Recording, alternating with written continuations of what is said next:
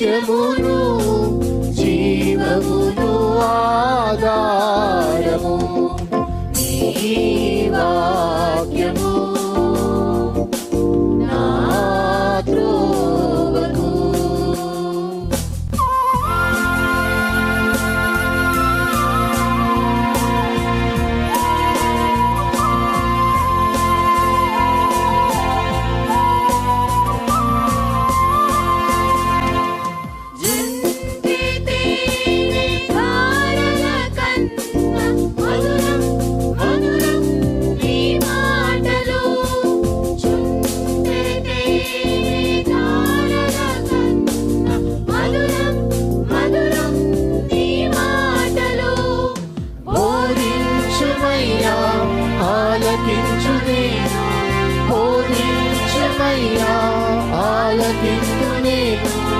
అనుసరింతునయ్యా ఆత్మశక్తితో, అనుసరింతునయ్యా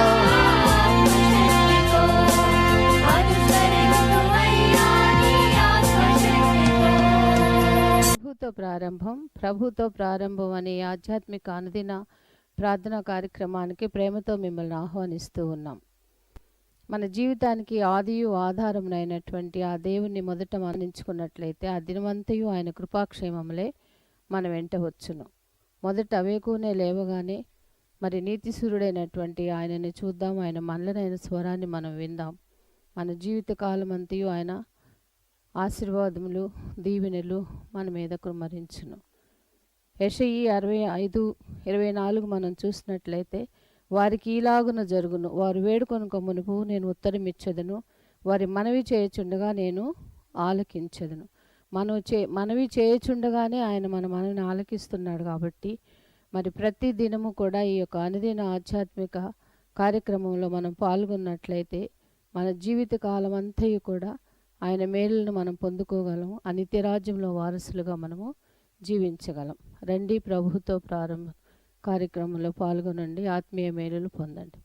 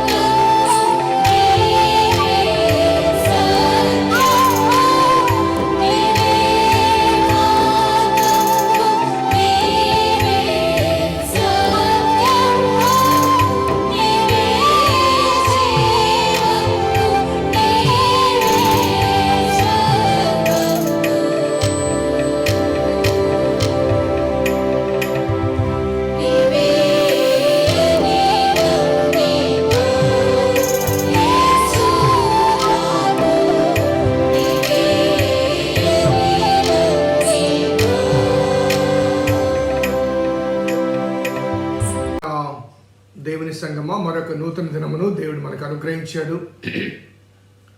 ప్రభుతో ప్రారంభం, అనుదిన ధ్యానం, ఆత్మకు క్షేమం. ఈ క్షేమకరమైన ఆధ్యాత్మిక సువర్తమానములు అనుదినము ధ్యానం చేస్తుండగా దేవుడు మనతో మాట్లాడుతూ ఆయన దివ్యమైన ఉపదేశాలు మన ఆధ్యాత్మిక జీవితానికి, ప్రవర్తనకు, నడవడికి అవసరమైనవి ఆయనే స్వయంగా బోధిస్తుండగా ఆలకిద్దాం, అనుసరిద్దాం, దేవుణ్ణి అనుకరిద్దాం, ప్రార్థన చేద్దాం. కృపగల దేవా, దైవ తండ్రి, మీ పాదములకు స్తోత్రము చెల్లిస్తున్నాం నాయన. నీ ఉచితమైన దయా సంకల్పాన్ని బట్టి మమ్మల్ని ప్రేమించి మా జీవితాల్లో నీవు అనుగ్రహిస్తున్న క్షేమ స్థితిని బట్టి ప్రభాస్తుతులు చెల్లిస్తున్నాం. నీ వాక్యం ద్వారా మమ్మల్ని పోషిస్తున్నారు, ప్రేరేపిస్తున్నారు. అంత మాత్రమే కాకుండా నీ వాక్యము ద్వారా మమ్మల్ని హెచ్చరిక చేస్తున్నారు. నీలో, నీ రాజ్యములో మేము సదా నివసించాలన్నది నీ సంకల్పం కనుక దాని కొరకైన సిద్ధపాటు నాలో మాలో దయచేస్తున్న దేవా మీకు స్తుతులు చెల్లిస్తూ నేటి కొరకై మేము నిరీక్షిస్తుండగా మా నిరీక్షణకు అవసరమైన ఆధ్యాత్మిక సూచనలు మీరే అందించమని మా రక్షకుడిని యేసు నామమున అడిగి వేడుకుంటున్నాం తండ్రి, ఆమేన్. స్నేహితులారా, నేటి కొరకు ఏర్పాటు చేయబడిన లేఖన భాగం రాజుల మొదటి గ్రంథం 10వ అధ్యాయము 8వ వచనం 9వ వచనం కూడా చదువుదాం. నీ జనులు భాగ్యవంతులు, నీ ముందర ఎల్లప్పుడూ నిలిచి నీ జ్ఞాన వచనములను వినుచుండు నీ సేవకులు భాగ్యవంతులు. నీ యందు ఆనందించి నిన్ను ఇశ్రాయేలు మీద రాజుగా నియమించిన నీ దేవుడైన యెహోవాకు స్తోత్రము కలుగునుగాక. యెహోవా ఇశ్రాయేలందు శాశ్వత ప్రేమ ఉంచెను గనుక నీతి న్యాయములను అనుసరించి రాజకార్యములు జరిగించుటకు ఆయన నిన్ను నియమించెను అనెను. స్నేహితులారా, గత దినం వరకు మనము ఈ సొలొమోను దేవాలయ ప్రతిష్ఠిత ఆ కార్యక్రమంలో ఆయన చేసిన ప్రార్థన, ఆ ప్రార్థనకు స్పందనగా దేవుడు మాట్లాడిన మాటలు, అది మరి సొలొమోను రాజును ఉద్దేశించి మాత్రమే కాకుండా ఆ ప్రజలను ఉద్దేశించి దేవుడు పలికిన పలుకులు, ఆ ఆలయంలో దేవుని సన్నిధి ఎప్పుడు ఉంటుందన్న వాస్తవాన్ని తెలియజేసిన అంశాలు మనకు పొందుపరచబడ్డాయి. వాటి గురించి మనం ధ్యానం చేశాం. ఆ తదుపరి 9వ అధ్యాయంలో మరి 15వ వచనం నుంచి ఆ రాజ్య విస్తరణ అంశాలు మనకు కనబడతాయి. అదే రీతిగా సొలొమోను పొందిన ఆ జ్ఞానం గురించిన ఆ సమాచారం కానీ, లేకపోతే అతని కీర్తి ప్రతిష్టలు కానీ వివిధ ప్రదేశాలకు ప్రాకినట్లుగా మనము గమనిస్తున్నాం. మరి 10వ అధ్యాయంలోనూ అదే రీతిగా దినవృత్తాంతముల గ్రంథంలో సెకండ్ క్రానికల్లో కూడా మరి సొలొమోను దగ్గరికి, అనగా ఆయన్ను దర్శించటానికి, ఆయన్ను చూడటానికి, ఆయన ఒక గొప్పతనాన్ని చూడటానికి 2వ దినవృత్తాంతముల గ్రంథం 9వ అధ్యాయంలో కూడా ఒక స్పెషల్ గెస్ట్ షేబ దేశపు రాణి మరి ఈ రెండు గ్రంథాల్లో కూడా ఈ వృత్తాంతము వ్రాయబడి ఉంది.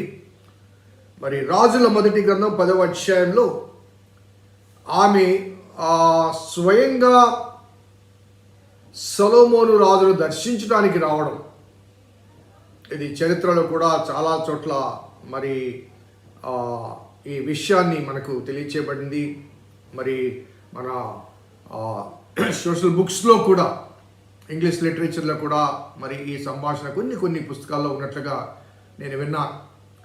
సో సొలొమోను యొక్క కీర్తిని బట్టి, దేవుడు అనుగ్రహించిన జ్ఞానాన్ని బట్టి, తెలివితేటలు బట్టి, ఆస్తి ఐశ్వర్యాన్ని బట్టి, తాను నిర్మించిన శ్రేష్టమైన ఆ ఆలయము, వీటన్నిటి కీర్తి ప్రతిష్టలు సొలొమోను గురించి అనేక ప్రాంతాలకు వ్యాపించింది. అలా అనేక మంది వచ్చారు, అనేక మంది ఆ రాజును కీర్తించిన వారిలో ప్రధానంగా కనిపించే రాణి షేబ దేశపు రాణి, అనగా 2 గ్రంథాల్లో కూడా ఆమె గురించి రాయబడింది. కాబట్టి ఆమె మాటలు, ఆమె యొక్క సాక్ష్యాన్ని నేను ఈరోజు మీ దృష్టికి తీసుకొని రావాలని కోరుతున్నాను. మరి ఆమె స్వతహాగా జ్ఞానవంతురాలు అయి ఉండవచ్చు. ఎందుకంటే ఆమె సొలొమోను రాజు యొక్క జ్ఞానాన్ని పరీక్షించడానికి వచ్చింది. అక్కడ రాయబడ్డ మొదటి మాటలు చూస్తే గూఢార్థము గల మాటల చేత అతను శోధించుటకే వచ్చాను.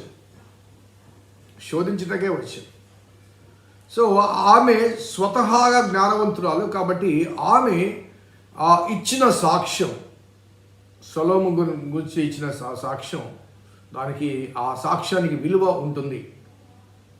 సో ఆమె చెబుతున్న మాటలు పైకి చూస్తే 6వ వచనం నుంచి, నీ కార్యములు గూర్చియు జ్ఞానమును గూర్చియు నా దేశమందు నేను వినిన మాట నిజమే. అయినను నేను వచ్చి కన్నులారా చూడకమునుపు ఆ మాటలను నమ్మక ఉంటిని. ఉన్న దానిలో సగమైనను నాతో చెప్పబడలేదని ఇప్పుడు నేను తెలుసుకొనుచున్నాను. నీ జ్ఞానమును నీ భాగ్యమును నేను వినినదాన్ని బహుగా మించి ఉన్నవి. కాబట్టి సొలొమోను యొక్క కీర్తి ప్రతిష్టలు దేశాలకు వెళ్ళిపోయింది. నేను విన్నదానికన్నా, అనగా నేను చూచిన దానికి, నేను విన్నదానికి సగము కూడా నాకు వినిపించబడలేదు. కాబట్టి నీ జ్ఞానాన్ని చూస్తున్నారంటూ ఆ సొలొమోను యొక్క జ్ఞానాన్ని ఆమె కీర్తిస్తుంది. కేవలము సొలొమోనును కీర్తించడం, సొలొమోను యొక్క జ్ఞానాన్ని కీర్తించడం మాత్రమే కాకుండా ఆమె స్వతహాగా జ్ఞానవంతురాలని చెప్పాను కదా. కాబట్టి ఆమె సొలొమోనుకు ఈ జ్ఞానము కలగటానికి గల కారణం ఏమిటో కూడా ఆమె చెప్పగలుగుతుంది. దానికి ముందుగా ఆమె ఏమంటుందంటే, నీ జనులు భాగ్యవంతులు 8, 9, 7, 9 వచనాలు. నీ జనులు భాగ్యవంతులు, నీ ముందర ఎల్లప్పుడూ నిలిచి నీ జ్ఞాన వచనములు వినుచుండు నీ సేవకులను భాగ్యవంతులు. నీ ఎదుట ఎల్లప్పుడూ నిలిచి నీ నోట నుంచి వచ్చిన జ్ఞానపు పలుకులు వీరు భాగ్యవంతులు. సో భాగ్యవంతులు అనే పదము ఎవరికి వాడబడుతుందంటే, బాగా ధనము, ఆస్తి, ఐశ్వర్యము, ధాన్యము ఉన్నవాడు, వాడిని భాగ్యవంతులుగా భావిస్తుంటారు. కానీ ఈ షేబరాని, నీ ఎదుట ఉన్న నీ జనులు భాగ్యవంతులు, ఎందుకంటే నీ నోట నుండి వచ్చే ఆ జ్ఞాన పలుకులు వారు నిత్యము వింటూ ఉంటారు. ఆస్తి సంపాదించుకోవచ్చు, పోగొట్టుకోవచ్చు. ఐశ్వర్యము సంపాదించుకోవచ్చు, పోవచ్చు. ధనము సంపాదించుకోవచ్చు, పోగొట్టుకోవచ్చు. కానీ జ్ఞానము అనేది ఒకసారి సంపాదించుకున్న తర్వాత అది ఎప్పటికీ కూడా విడిచిపోదు. ఈ మధ్య నేను 1-2 ఎగ్జాంపుల్స్ అక్కడక్కడ నేను న్యూస్లో చూశాను. ఒక టీచర్, మంచి టీచర్, ఆమె పదవీ విరమణ పొందుతూ ఆయా పరిస్థితుల ప్రభావాన్ని బట్టి ఆమె భిక్షగత్తగా మారింది. సో ఆమెను అకస్మాత్తుగా ఆమె పాత స్టూడెంట్స్ కొంతమంది చూసినప్పుడు ఆమె పరిస్థితిని బట్టి ఆమెను పలకరించి తీసుకుని వెళ్ళి ఆమెను కూర్చోబెట్టి ఆమెకు మర్యాద చేసి ఆమెతో సంభాషించినప్పుడు ఆమె భాషా పరిజ్ఞానం, ఆమె స్థితి మారింది, కానీ ఆమె గతి మారింది, కానీ ఆమె జీవితం మారింది, కానీ ఆమె భాషా పరిజ్ఞానం మారలేదు. ఆమె వారితో ఆ ఇంగ్లీష్ భాషలో మాట్లాడుతున్నప్పుడు మరి ఆమె జ్ఞాపకం, ఆ తరంలో ఉన్న వారి బిడ్డల గురించి, అనగా ఆనాడు చదివిన ఆ బిడ్డల గురించి ఆమె ఎంక్వైరీ చేస్తున్నప్పుడు ఇవన్నీ, ఆ జ్ఞాపక శక్తి మారలేదు, జ్ఞానం మారలేదు, తెలివితేటలు మారలేదు. కాబట్టి ఎప్పుడైనా ఎవరికైనా కానీ సంపాదించుకున్నవన్నీ కూడా కోల్పోతామేమో, కానీ దేవుడు అనుగ్రహించిన వాటిని మనము కోల్పోలేము. కాబట్టి భాగ్యవంతులనే ఈ పదాన్ని ఇక్కడ ఆమె ఉపయోగించడానికి గల కారణం అంటే, ఆర్థిక సామర్థ్యత గురించి కాకుండా నీ ఎదుట ఉండి, నీ సముఖం నుండి నీ జ్ఞాన మాటలు వింటున్న వీరు, నీ ప్రజలు భాగ్యవంతులు. సొలొమోను యొక్క ధనాన్ని, ఆస్తిని, ఐశ్వర్యాన్ని బట్టి కాదు, అతని నోట నుండి వచ్చే ఆ తీర్పులు, తీర్మానాలు, జ్ఞానపూర్వకమైన మాటలు, వాటిని బట్టి నీ ప్రజలు భాగ్యవంతులు అనే మాట మరి ఆమె పలుకుతుంది. అలాగే నీ యందు ఆనందించి నిన్ను ఇశ్రాయేలు మీద రాజుగా నియమించిన నీ దేవుడని యెహోవాకు స్తోత్రము కలుగునుగాక. She was pricing God. నీ యందు నమ్మకం ఉంచి నిన్ను రాజుగా నియమించిన నీ దేవుడని యెహోవాకు స్తోత్రము కలుగునుగాక. మన ఆ దేవుడు మనకు అనుగ్రహించిన యోగ్యతలు బట్టి కానీ, మన ప్రవర్తనను బట్టి కానీ, దేవునిలో మనము కొనసాగుతున్న విధి విధానాలను బట్టి కానీ, ఏది ఏమైనప్పటికీ కూడా సో మన ద్వారా దేవునికి మహిమ కలగాలి. మన ఆలోచనలు కానీ, మన ప్రవర్తన కానీ, దేవుడు మనకు అనుగ్రహించిన యోగ్యతలు కానీ, ఆశీర్వాదాలు కానీ, జ్ఞానము కానీ, వివేకము కానీ, ఇతడు దేవుని యందు భయభక్తులు కలిగి ఉన్నాడు కాబట్టి ఈ రీతిగా ఆశీర్వదించబడ్డాడు అని చెప్పడానికి. అందుకనేమో 127వ కీర్తన, 128వ కీర్తన, ఈ 2 కీర్తనలు సొలొమోను రాసినవిగా భావించబడుతున్నాయి. అక్కడ ఆ కీర్తనలో ఒక మాట అంటాడు, యెహోవా యందు భయభక్తులు గలవాడు ఈలాగున ఆశీర్వదించబడును అని. యెహోవా యందు భయభక్తులు గలవాడు ఇలాగ ఆశీర్వదించబడు. కాబట్టి మన కష్టార్జితాన్ని బట్టి సంపాదించుకునేవి ఉండవచ్చు, ఉండకపోవచ్చు, కానీ దేవుడు అనుగ్రహించినవి శాశ్వతమైన దీవెనలు, శాశ్వతమైన ఆశీర్వాదాలు.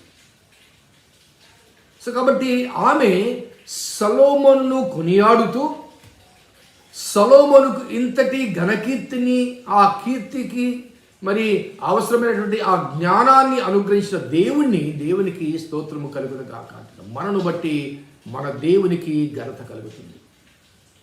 సో అది సాక్ష్యం.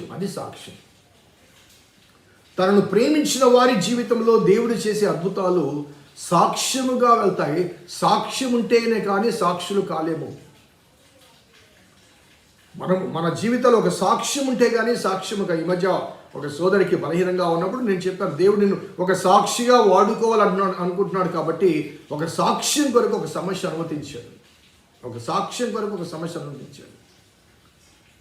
కాబట్టి ఆ సమస్య నిన్ను కృంగచేయదు. ఆ సమస్యలో నువ్వు పొందిన విజయం ద్వారా నీ దేవుని గురించి నువ్వు సాక్షిగా నిలబడగలవు. కనుక ఆ సాక్ష్యము కొరకు నేను సాక్షిగా నిలబెట్టడానికి దేవుడు ఈ సమస్య అనుమతించాడు.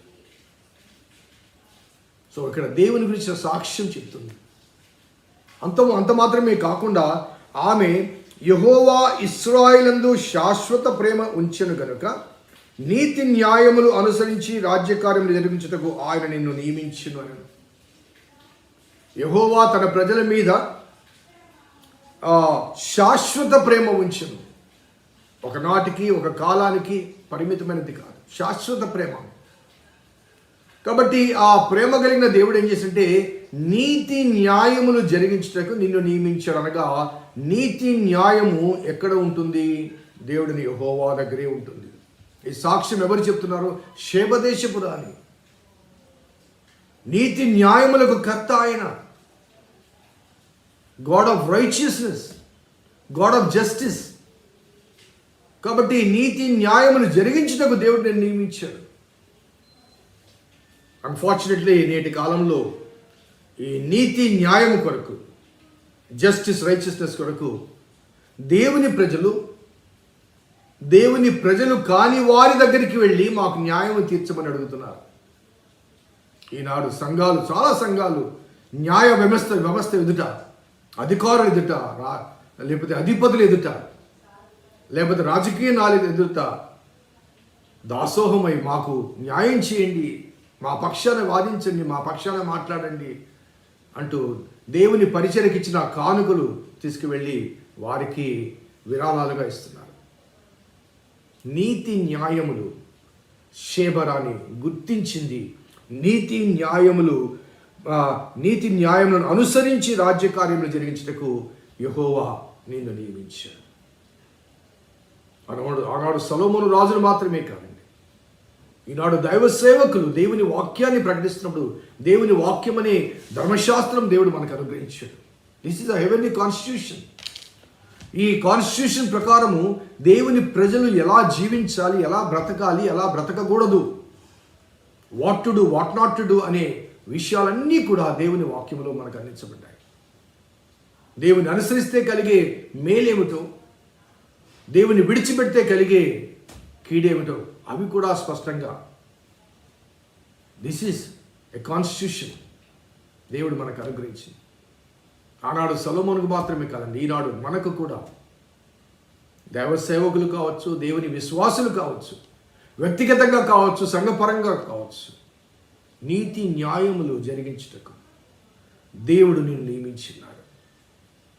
సొలొమోను కీర్తికి అనేక మంది రాజులు రాజప్రతినిధులు వచ్చారు. వారిలో ఒకరిద్దరి గురించి మాత్రమే రాబడి వారిలో ఈ షేబరాన్ యొక్క సాక్ష్యం అది కేవలము సొలొమోను గురించి మాత్రమే కాకుండా సొలొమోను నియమించిన ఆ దేవునికి కీర్తి కలిగినట్లుగా ఈ వాక్య భాగం మనకు స్పష్టపరుస్తుంది.